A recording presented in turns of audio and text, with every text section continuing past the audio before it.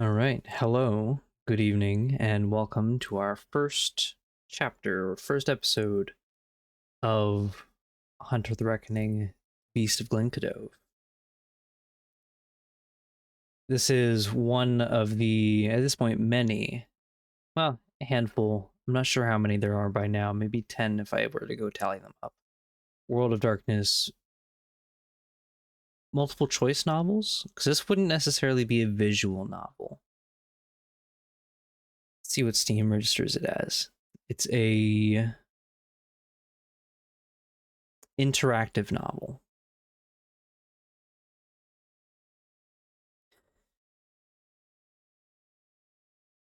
Following a story taking place in Ireland, allegedly hunting a werewolf. Now, this is something World of Darkness seems to excel at, where some of their other games struggle. They've put out quite a few visual novels,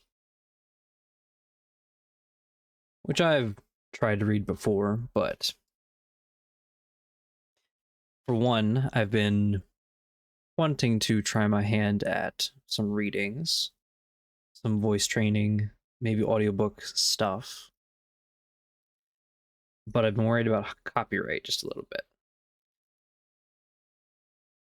And it occurred to me, World of Darkness has a bunch of these visual novel games, and there's readings of it online. So I'm going to try my hand at these. It's going to be both to get content up on this channel, so that you have examples of me as a storyteller and a reader, and as a voice test for me and the mic, because the two of us have a long-standing, complicated relationship.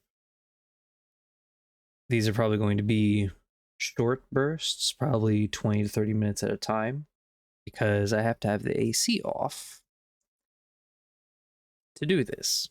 Otherwise, the audio gets funky. Which I'm not usually worried about when there's music. That tends to blot out some of the white noise, make it less noticeable. This, however, being a visual novel with no music or graphics whatsoever, is not going to have any of that. Now, me personally, I can't without music. So I have some music going in the background, but not being caught up in the recording. So if you're like me, I encourage you to put on some music as well as we see what the heck is up with Glenkildove. And listen to me butcher a whole bunch of Irish names.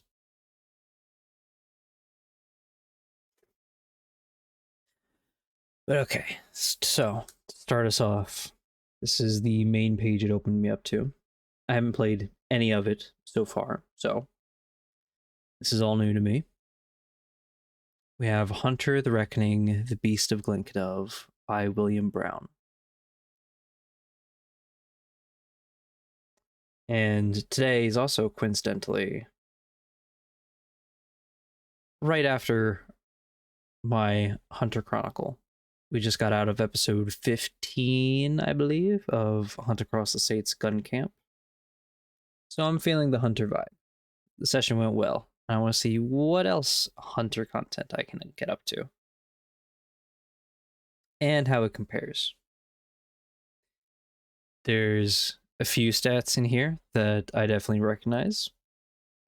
Many of the attributes and skills are pretty much the same. Attributes are definitely the same. We've got our physical ones, our social attributes, our mental attributes. All those are 5th edition World of Darkness. The skills have definitely been summarized, but that's probably good because there's a bunch of skills in 5th edition World of Darkness. The only one I don't recognize is clandestine. It's not insight, and it's not persuasion. So we're gonna have to find out what that is. The personality traits are interesting. I'm sure that'll come up with our various choices throughout the game, and probably affect how the rest of the SPCs see us.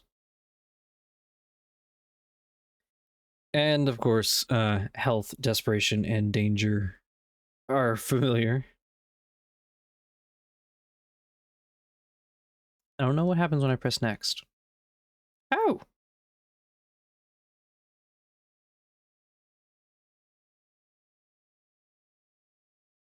Your eccentric aunt Marie, Moira.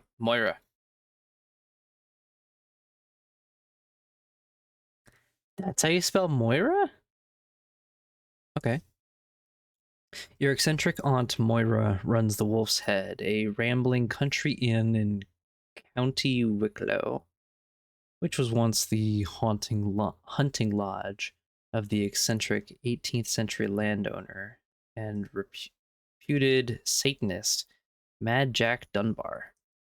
For reasons that have never been explained to you, she is estranged from the rest of your family in Ireland. What else we got? Okay. Alright, we're back. What's the achievements? Oh boy. That's a lot of achievements. Okay. Chapter 1. Fado? Fado? I don't know. I do not seek what is mine. It is not my own grace, but God who put this concern in my heart, that I would be one of the hunters whom God at one time foretold would be here in the final days. Palladius Patricius. Okay, here we go. The moment you set foot on the trail up to the O'Donnell place, you know that you are being watched. The hairs on the back of your neck rise up and you feel a chill of fear. Living in the city, it's easy to forget that night out here in rural Ireland, what night out here in rural Ireland is like. A full moon glows in the cold, clear sky, turning the frosty trees around you to pure silver, while the shadows beyond the path are impossibly deep. A great ocean of darkness all around you. And a predator moves unseen through the ocean, stalking you. Staring into the shadows, you think you see a larger shadow moving in parallel with you. Or is it just a deer picking its way through the woods? Our choices are: I act though nothing is wrong and continue my regular pace, but keep trying to catch sight of the shadow. I shout out a challenge into the woods, or I stand as still as I can and look around me, trying to make out the shadow. Okay, well, honestly, number one is probably what I would do.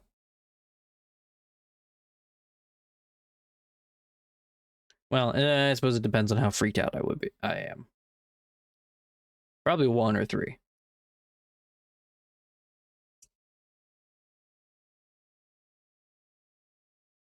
I'm gonna do 1.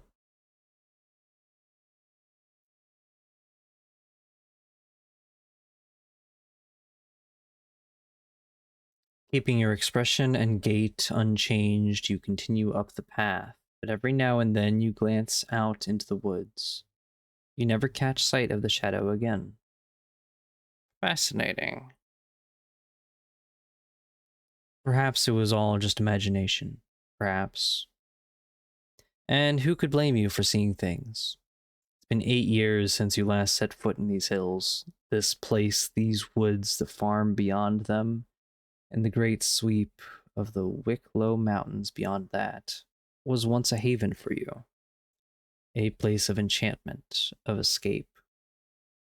Then, on a hot midsummer's eve, you came face to face with true horror. A horror that has scarred your memory and haunted your days and nights ever since. You saw the Beast of Glenkildove that day. Unable to face the memories, you never returned to Wicklow, and you might never have returned at all if it hadn't been for a call you got this morning. The voice at the other end of the line was that of Cormac O'Donnell, who disappeared on the day you saw the beast and hadn't been seen since. He was rambling, incoherent, near crying. Jesus, Jesus, he kept saying, then repeating your name instead like a mantra. I tried to get through to him by talking about old times, telling him how much everyone had missed him. Or I tried to calm him down by asking him clear, factual questions, speaking steadily and regularly. Or I demanded to know where he'd been and why the hell he'd let everyone think he was dead. Yeah, honestly? I listened, saying very little and trying to understand. Wary, I asked him to prove that he was the real Cormac. What if it was a scam or some cruel joke?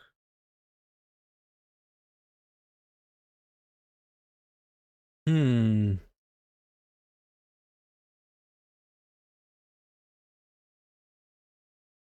don't know. I mean, all of these seem like decent options.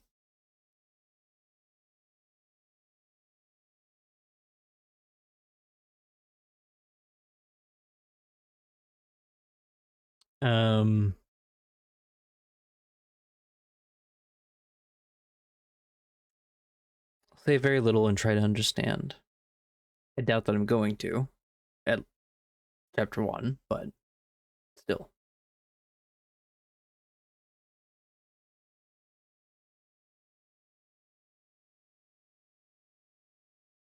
Perhaps something you said sparked something in Cormac, because he began to speak somewhat more lucidly. I'm at my dad's old place in Wicklow.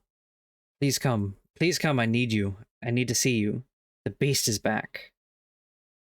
Suddenly he laughed, an ugly, strangled sound.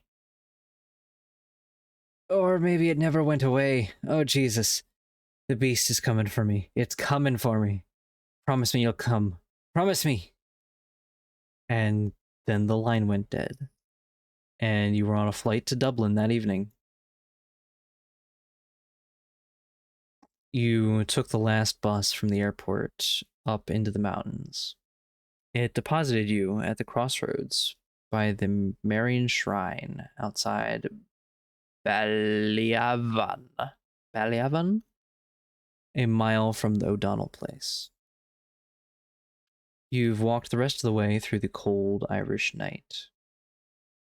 What has brought you back here? A place to which you once swore you would never return.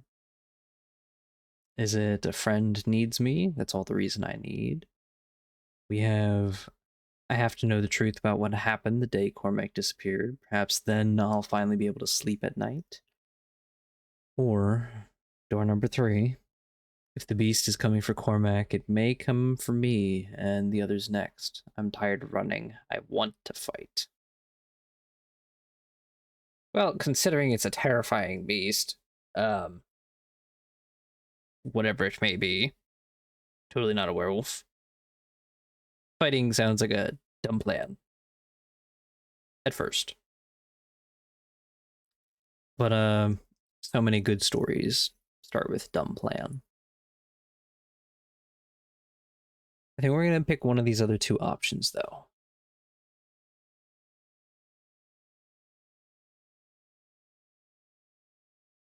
Probably number 2. I have to know the truth about what happened the day Cormac disappeared. Perhaps then I'll finally be able to sleep at night.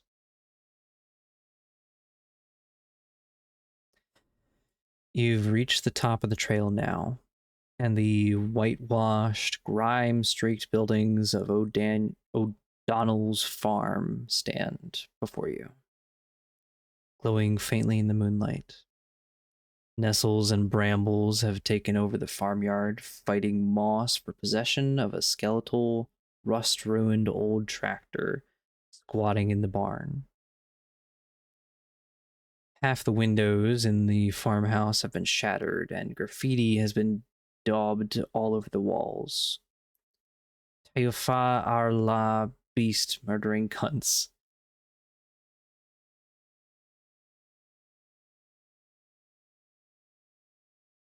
Judging by the blackened section at the far end, an unsuccessful attempt was made to set fire to the house. Wow, people really don't like this house.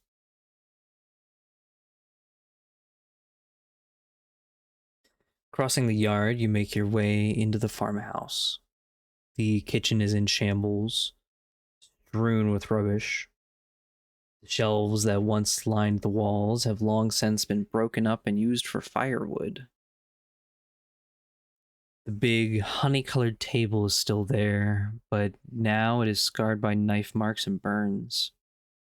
Terry's old shotgun lies discarded amid the rubbish on the floor by the fireplace.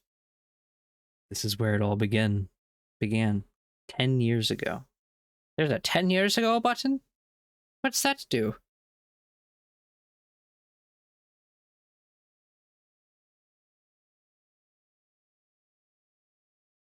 Okay. You are 16 years old. You are making your way up the hillside path, following behind your aunt Moira and her black and white sheepdog Misty. The leaves and the trees glow green in the light of the mellow, golden summer sunshine. They've got a bit of a reputation, the Red O'Donnells, Moira comments. She's a spare, sharp-featured woman with metal-rimmed glasses and graying, dark hair cut short.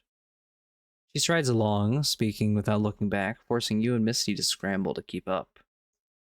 But Terry's all right, and he's got a boy about your age, Cormac, and he's a good lad. Terry's had to look after him all alone ever since his wife died, and he hasn't done a bad job under the circumstances. Anyway, Auntie has to do some things today, so Auntie is abandoning you. I'm sure you'll become fast friends with Cormac and have a splendid time.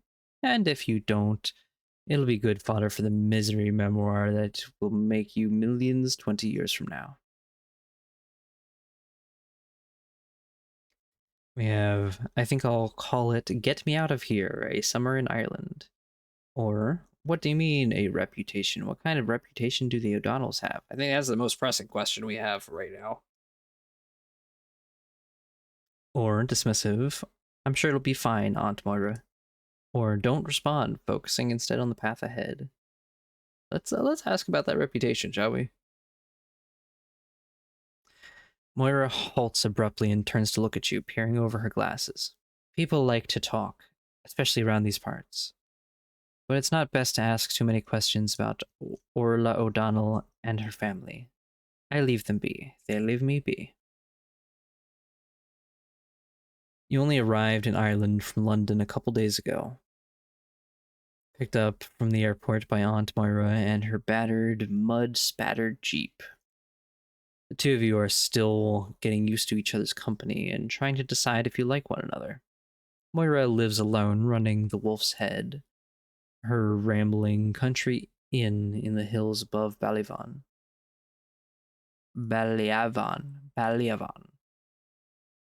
You suspect that she's not used to any company, let alone that of a teenager. Her manner towards you veers towards treating you as though you were 3 and as though you were 30. You've never met Aunt Moira before, your father's older sister. Your father has rarely even mentioned her before now. You've never even been to Ireland before. Though your father is Irish, he emigrated to London when he was young, and Irish heritage is nothing unusual at the Catholic school you attended there, St. Jerome's. You were better known as a wheeler dealer, a budding entrepreneur, an exceptional student, for your promising football skills, for your love of theater, for your skills with computers, or your devotion to boxing. Wow. Okay. All right. So this is having us choose our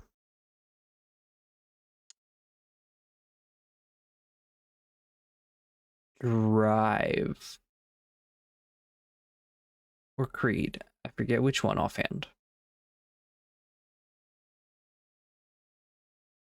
Creed determines what we use desperation dice for. Drive determines our redemption.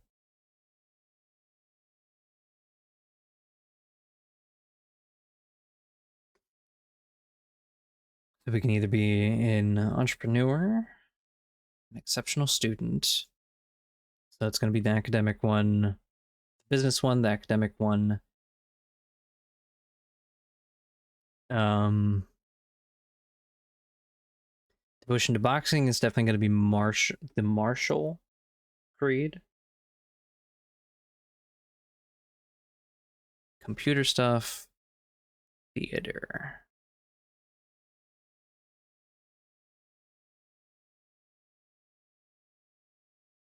I'm tempted to go with theater.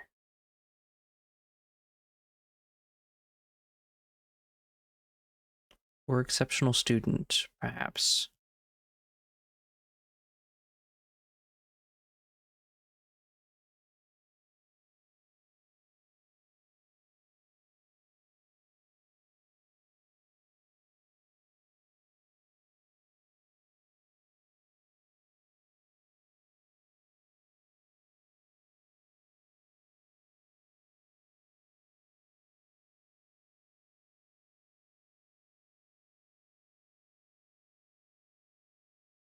This is a tough call because this is like picking your class, kind of. World of Darkness doesn't really have classes per se at first glance, but it's more customizable and nuanced.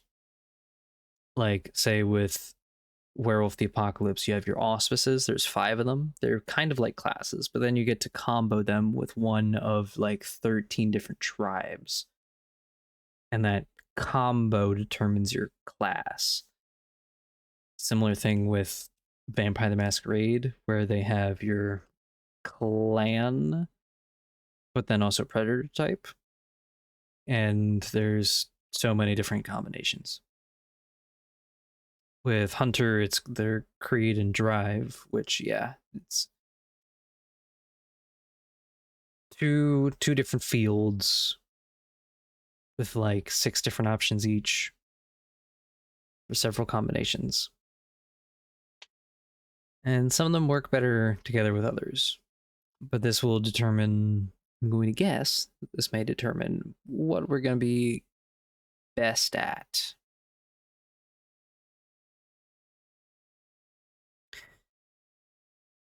And what kind of playthrough we're going to be doing.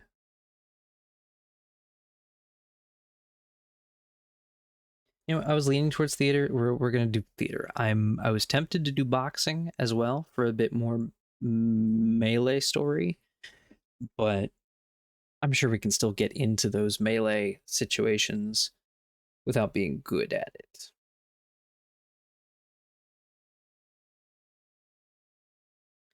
Since you were a kid, you've loved to perform, dancing and doing impressions and putting on a show. You're one of the key members of St. Jerome's theater clique, playing a role in every year's production.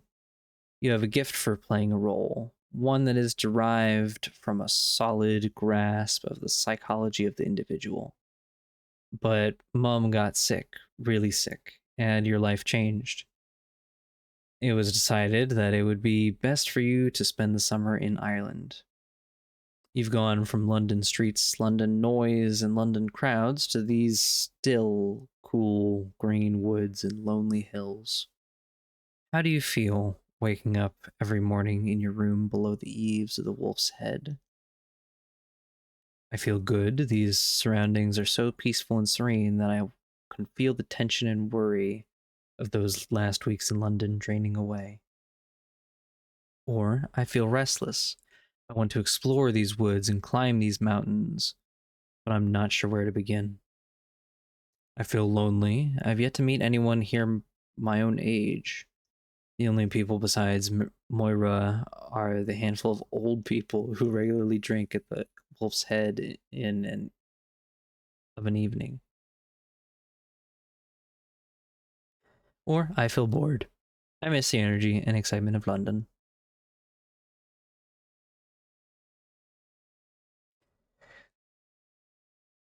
So I've been wanting to go to Ireland all my life. I feel like option number one would be me, but if I were a teenager that grew up in London, it might be different.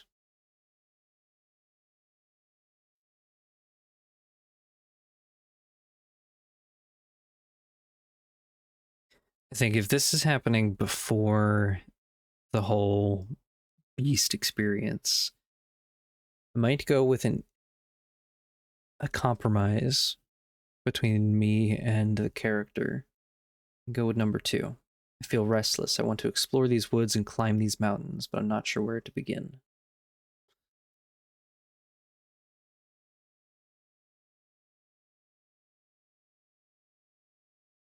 It seems like a decent adventurous characteristic for our character to have. Not the peaceful contentment of number one, or the bitter stagnation of number four.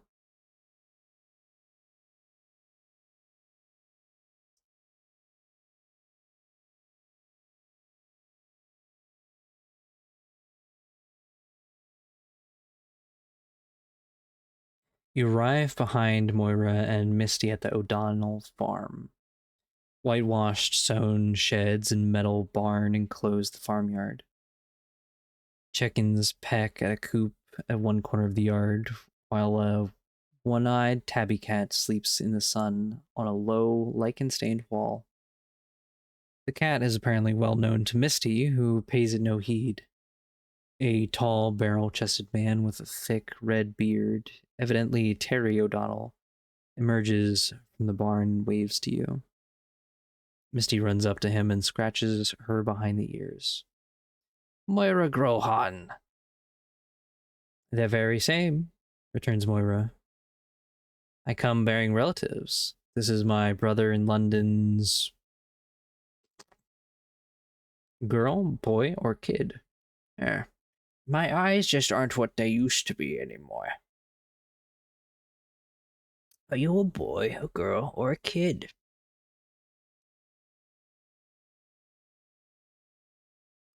I don't know. For some reason, the character in my mind's eye so far has been a girl. I'm not entirely sure why, but I feel like maybe I'm gonna roll with it rather than changing up the image in my mind's eye, because that might be a struggle.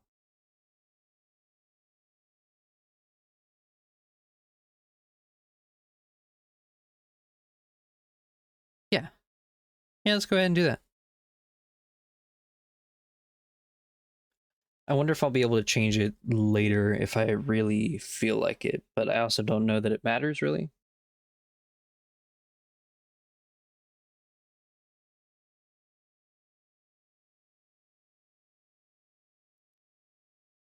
All right there. Terry says to you, apparently not expecting a reply. Moira continues. Her name is... I don't know any of those. Daedra might be right. Norin?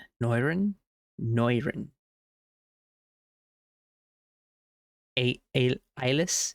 Ailis? Daedra? Noirin. Let's go with Noirin.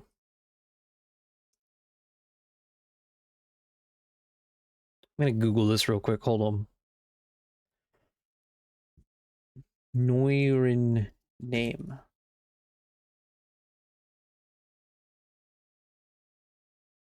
Noirin. Irish given name. No, Noirin pronounce. Google help. How to pronounce Nurin. Oh, Nurin is pronounced with the O sound. No. I is pronounced with I.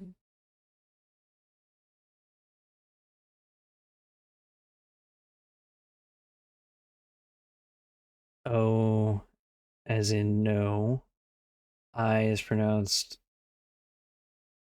like the I and C. There is no I and C. Aha! YouTube video.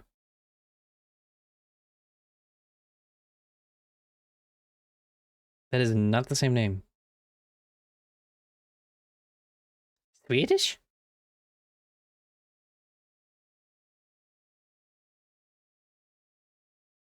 Nurin. Nurin. Go with that one.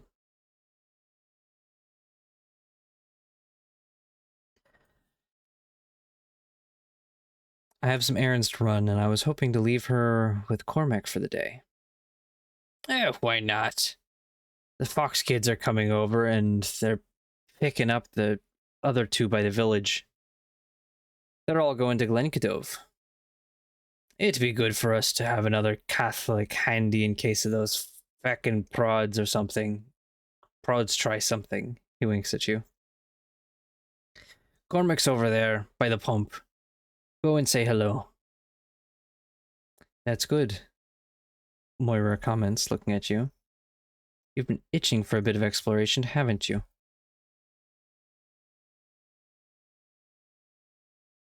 Okay.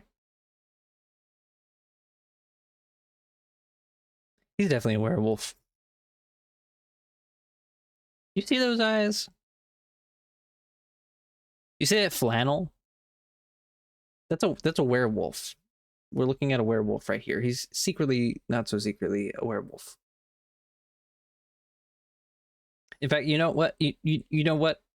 If this dude went missing, if this is Cormac, you find Cormac. Yeah, if this is Cormac, if he went missing the same day that the Beast of Glenkildove was spotted, this is just the story of this dude's first change. I'm calling this right now. Because he's a werewolf. Just saying. You find Cormac splashing water over his face and hair by the pump. A boy with his father's height and striking dark red hair. But lean where Terry was paunchy? As he turns, you find yourself looking into his brilliant green eyes, all the brighter in his pale, slightly freckled face. He has evidently overheard Moira's introduction. So you're English, are you? He asks, his expression ambiguous. Yes, although my father is Irish. Is that going to be a problem? I square up to him, looking him in the eye defiantly. Fuck no, I'm a Londoner, I'm not English. Okay.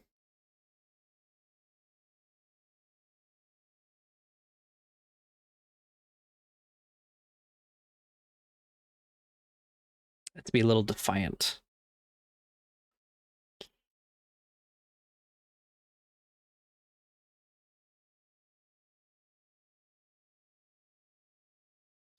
Yes, go. Okay. He grins at you. Nah, you're grand. I like someone who can stand up for themselves. Cormac plasters down his wet, short-cropped hair. Anyway, he continues, I was only messing. London sounds deadly. My cousin Oisin is a builder there. I'm going to live there someday. Shake the dust off this place off my feet. We have I'm a little skeptical. Really? What are you going to do there? Maybe you can look me up when you get there. Sure, let's be a little flirtatious. Why are you so keen on leaving Ballyavon? It doesn't seem so that bad to me. Or it's a good idea. There's always something going on in London.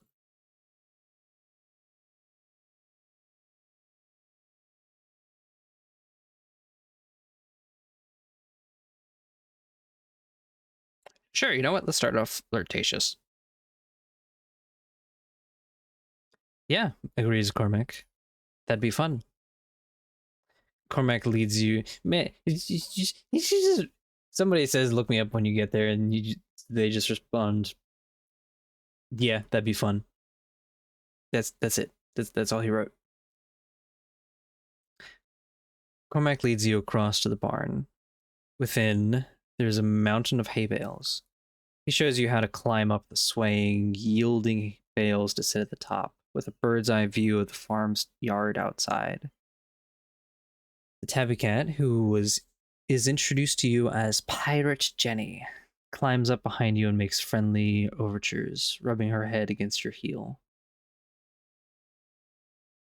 Well, don't be rude to the cat.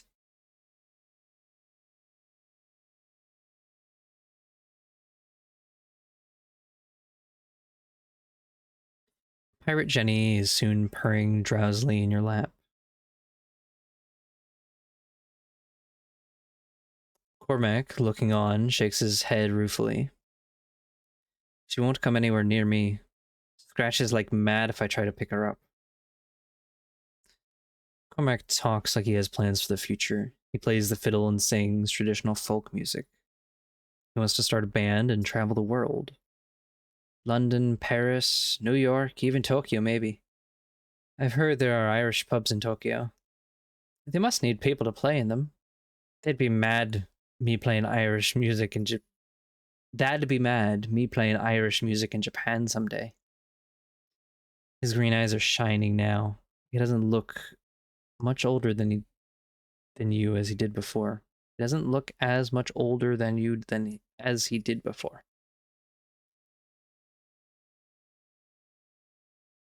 I am enthusiastic about Cormac's ideas and join him in building castles in the air. I listen, but I'm non-committal. I ridicule Cormac's ideas. Don't be fucking rude.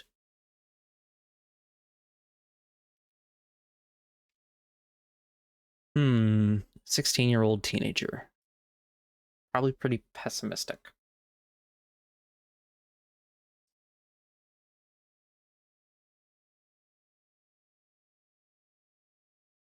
I'm gonna go with a decent middle ground there.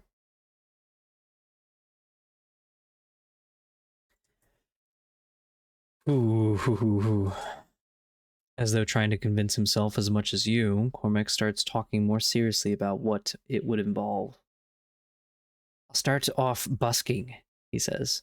Oisin says there are loads of buskers in London, but you can make fairly good money if you've got the right spot. I'll get a job in an Irish pub, maybe start playing there in the evenings. He glances at you every now and then, as though hoping for your approval and yet too proud to admit it. You sense that Cormac, despite himself, is impressed by you, a real Londoner. Oh, London, he says. It feels like that whole city is a big fucking party, and everyone but me is invited. Oh, poor guy. That's deep right there. His thoughts are interrupted by a cry from below. Boomsterdorf? Not a werewolf. Unless that's what they want us to think. Cormac. A boy your age is standing below the piled up bales of hay. He has dark brown hair, blue-gray eyes, and a slight lean build. Foxy, Cormac says. He scrambles down the hay bales. This is Norin. He glances back to you. She is dead sound, he adds. I'm gonna assume that means cool. Like good people. Or a real one. Yeah, I'm gonna take it like that. She is dead sound, he adds. Nice to meet you, the boy says. I'm Simon, and my little sister will be joining us as well. Claudia. Ah, wow. Whiplash. Simon calls across the yard, and a girl, perhaps a year or so younger, emerges from the farmhouse. She runs to join you. She has the same short hair, eyes, and build as her older brother. This is Claudia. Everyone calls me the Claw, Claudia puts in. Nobody calls you the Claw. The two siblings' surname is Fox, hence Cormac's nickname for Simon. They're Protestant, a fact that is mentioned more than once as you cross the yard. You are headed for a place called Glenkildove, in a valley beyond yours, but first you are going to collect two more of Cormac's friends. Simon seems gentle and bookish, peering at the world over his glasses in a benign, tolerant confusion, as though he were 60 rather than 16. His sister Claudia is a barely contained dynamo of energy and action. She can't even stand still for very long, constantly hopping from one foot to the other. She immediately launches into a series of questions about you and London and why you're here and what it's like. I am so sorry, Simon says. Claudia has heard about personal boundaries. She's decided against them. The Claw will have no truck with such things. I answer her questions as best I can, being direct and honest about my mother's illness. I tease her by inventing an elaborate series of lies accounting for my presence in Ballyavon. I answer her general questions, but politely decline to go into personal matters, explaining that it's not something I want to get into just now. Or I ignore her persistent questions, making no effort to disguise how irritating I find her.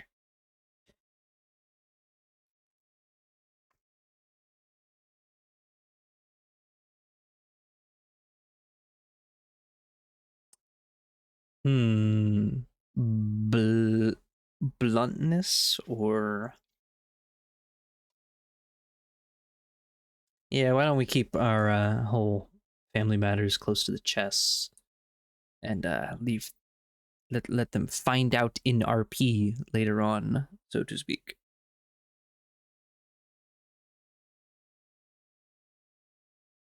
Claudia sighs loudly. Nobody ever wants to tell me anything. I just told you everything but everything. What do you want, little girl? Whomst?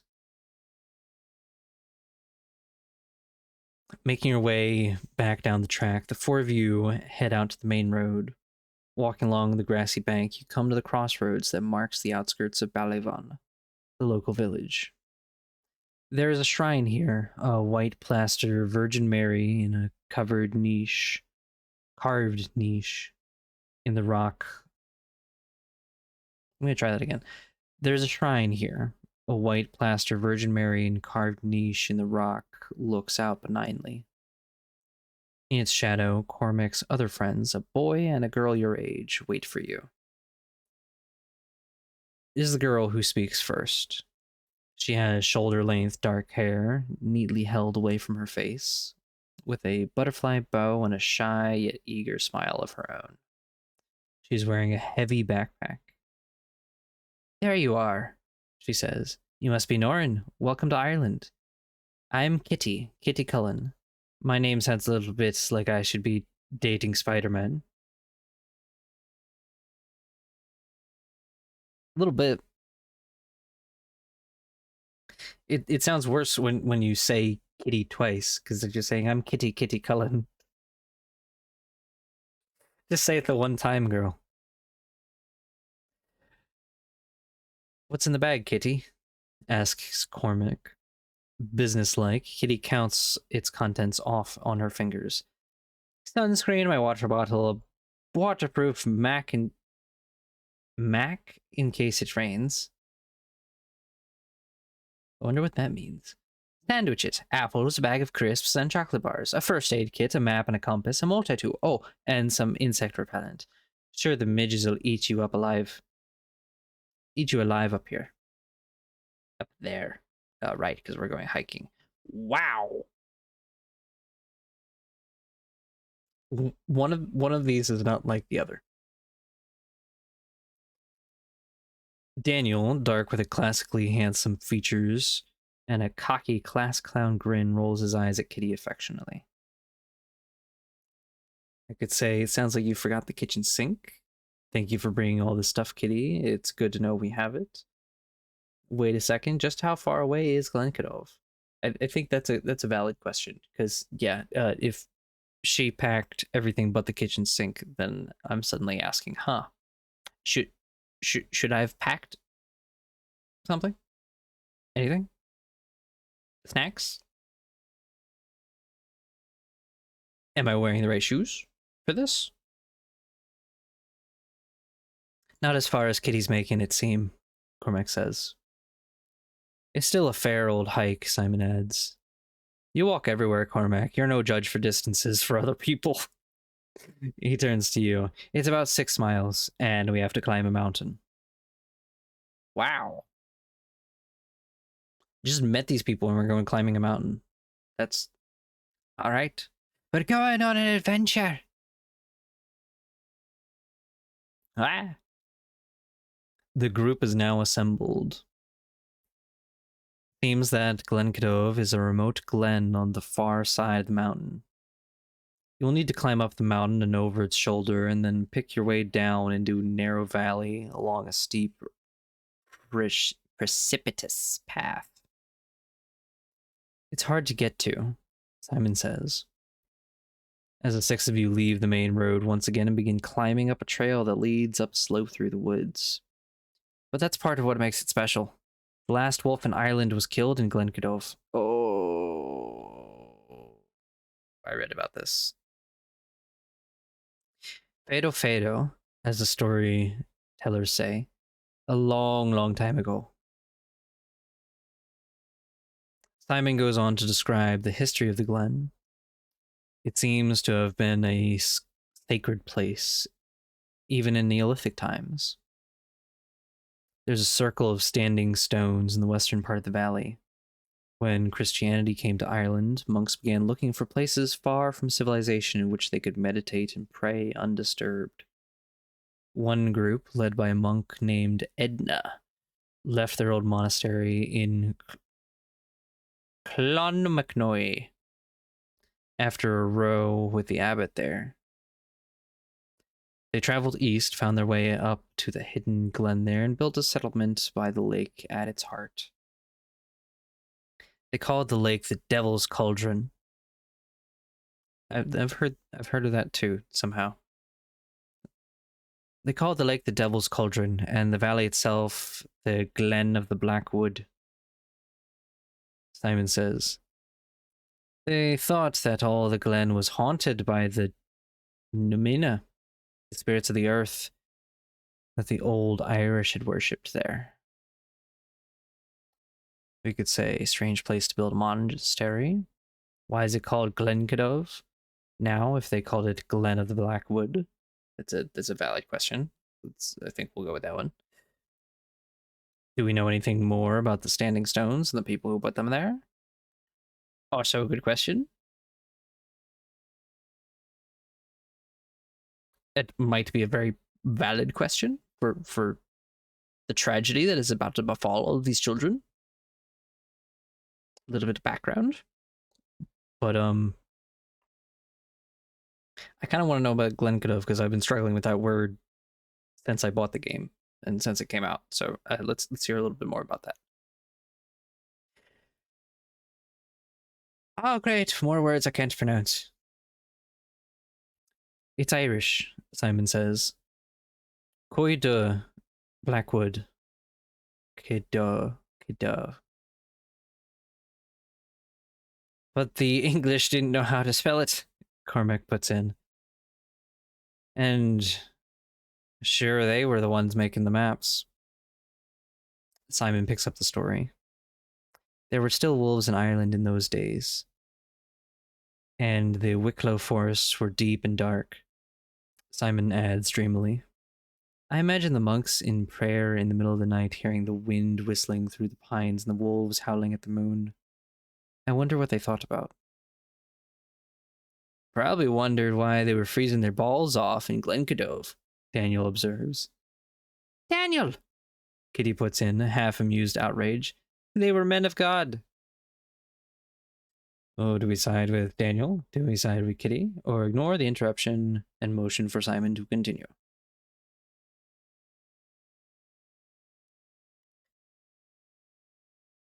Oh.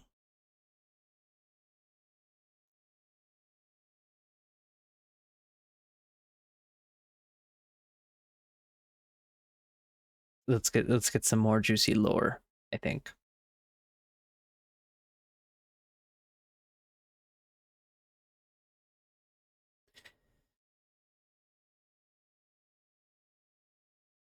Simon continues the story. You notice that he often glances at Cormac as he speaks, as though looking for the older boy's approval.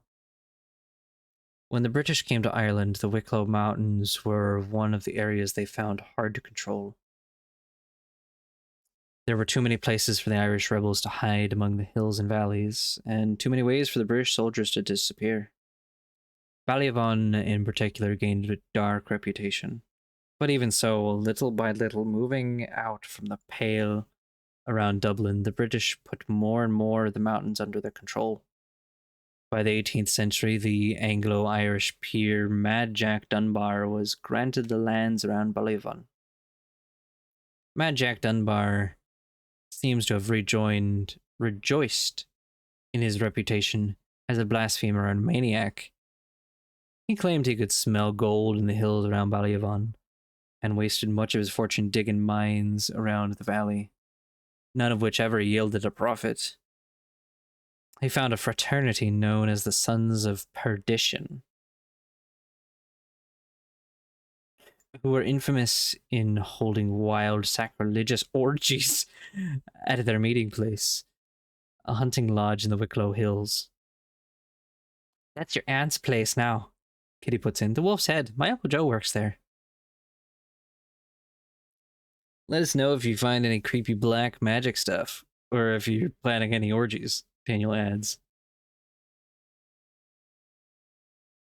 Oh, we get to be flirtatious again. Is it true what Kitty said? Aunt Moira never mentioned it. That's so fucking cool. I'm gonna start searching the place tomorrow. I think, as flirtatious as we have been so far, I think that's a little bit much. A little bit forward. So, nothing wrong with going to search the place.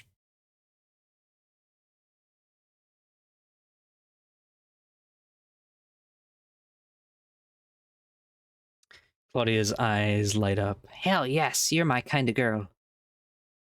Mad Jack was... Who's saying that?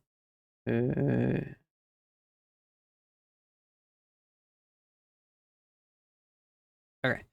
Probably Simon, right? Okay, yeah. Mad Jack was hated by the Catholic peasantry. Less because of his sacrilegious ways and more because of his deliberate, relentless repression of Catholic tenant farmers. A secret society known as the Stag Boys was formed to oppress him. One of dozens such groups operating in the Irish countryside at the time. But Dunbar's real passion in life was hunting wolves. I read about this. There was still a handful of wolves surviving in Irish wilds in the 18th century, and Mad Jack pursued them obsessively and systematically. He hunted down and killed the last one in Glenkildove. Or did he? Asks Claudia, donning a portentous scowl. Claudia's talking about the Beast. Simon explains. The Beast of Glenkildove. The Beast is a folk legend going back centuries. It's said to be a monster that stalks the Wicklow Mountains, preying on deer, sheep, cattle, and sometimes human beings. It roams up and down the length of the mountains, but its lair is in Glenkildove. Some stories say it's a haunting creature of the Sidhe, the fairy folk of Irish folklore.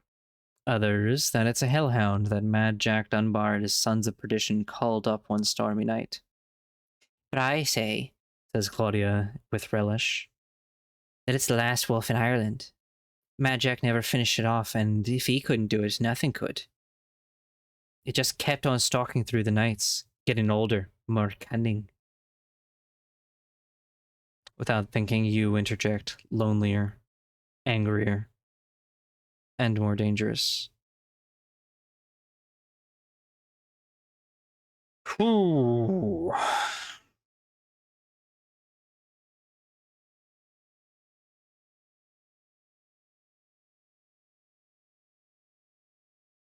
Lonelier, we put a Debbie Downer damper on the whole conversation, but more thoughtful, methodic.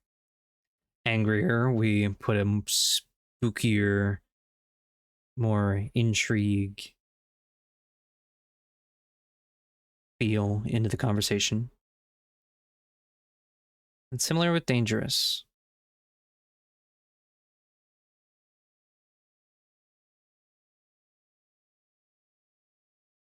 Though angry and dangerous aren't necessarily the same. Dangerous implies that it needs to be stopped. Angry implies that it needs to be left alone or proceed with caution.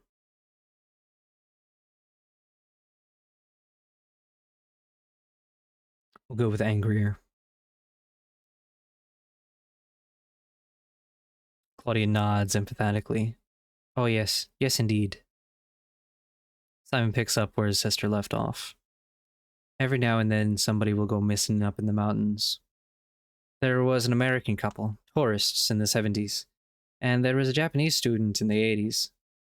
She was in Dublin for the summer, came up for the weekend, and just disappeared. He shrugs, and everybody said it was the Beast. Kitty shakes her head. It's awful, poor girl.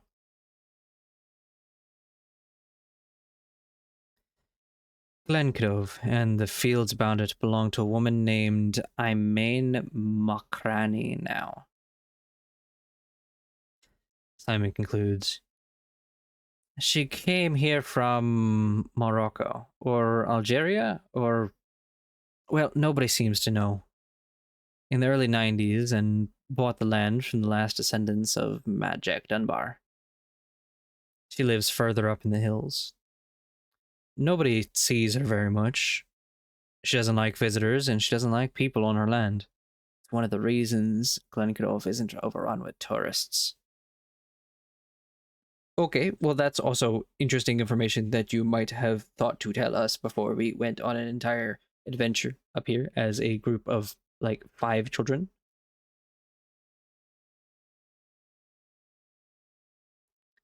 Yeah, we're going to press that issue a little bit. Because if there's a strange woman from who knows where up there that doesn't want us on her land, that's a possible, danger to be aware of, trespassing.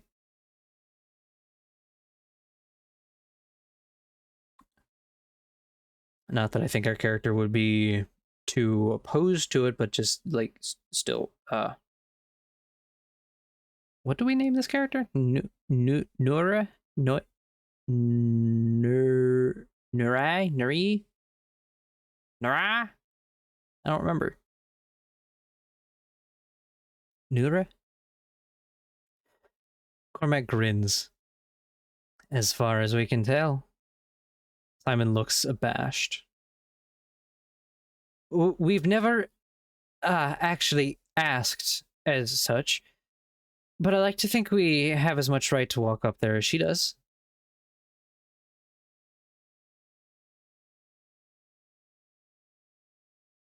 You fool of a took.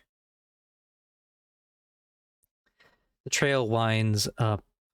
The trail winds on up through the forest. Every now and then, a break in the trees gives you. Every now and then, a break in the trees gives you views of the soaring mountains all around you. Lushly green expanses marked once in a while by the silver-white lines of waterfalls. There's no sign of human habitation anywhere on these slopes.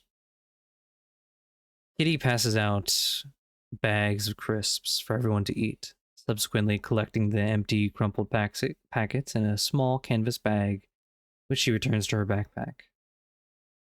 There's a little desultory conversation. You learn that the Fox siblings are the children of an academic, a professor of English literature, who lives locally but works in Dublin. Daniel's family came from Lebanon, though he has lived in Ireland since he was 6 years old. Despite some mutual good-natured teasing and a little bickering, it's clear that the members of this group have known each other for a long time and are comfortable and at ease with each other's company. But how do you feel?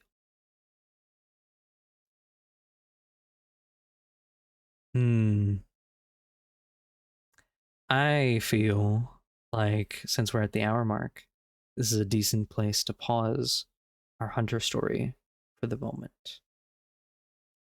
I'm going to at least take a bio break. It's not quite my bedtime yet. It's only 5 a.m. So I'm going to hop back on afterwards for part 2. Hunter the Reckoning, the Beast of Glenkildove. I was trying to hold out until there was a chapter 2 pop up, but I have no idea when that's going to be. So I'm going to pause this here, and I'll see you in a bit. Thank you for watching.